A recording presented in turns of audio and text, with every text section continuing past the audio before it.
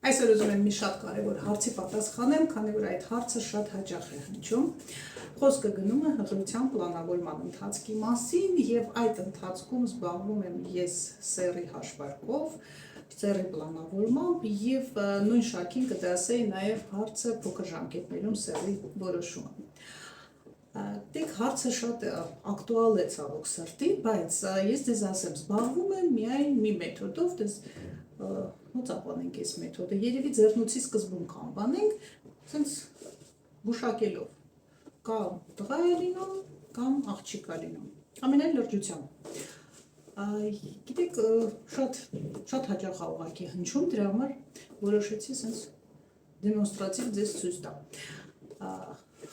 Երբ որ պլանավորում ենք հղիություն, ինձ համար, որպես բժշկի, ամենակարևորը դա առողջ էմբրիոնը, հետագայում առողջ պտուղը,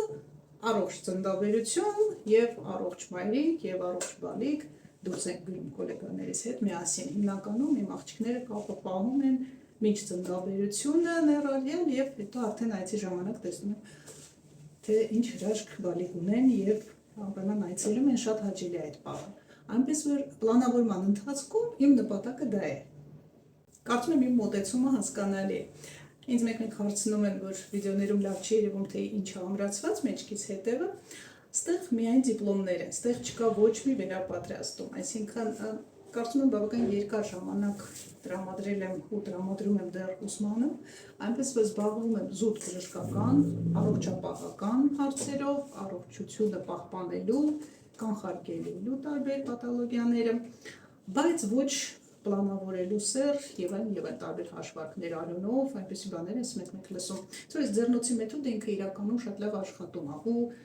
հիմնականում կապույտով եմ նայում, այս տղաները մեր մոտ շատ են։ Հենց որ առողջ եղեք, պլանավորեք առողջ հղիություն, պլանավորեք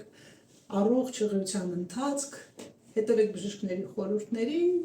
եւ այդ հարցերով ինձ այլևս մի անհանգստացրեք։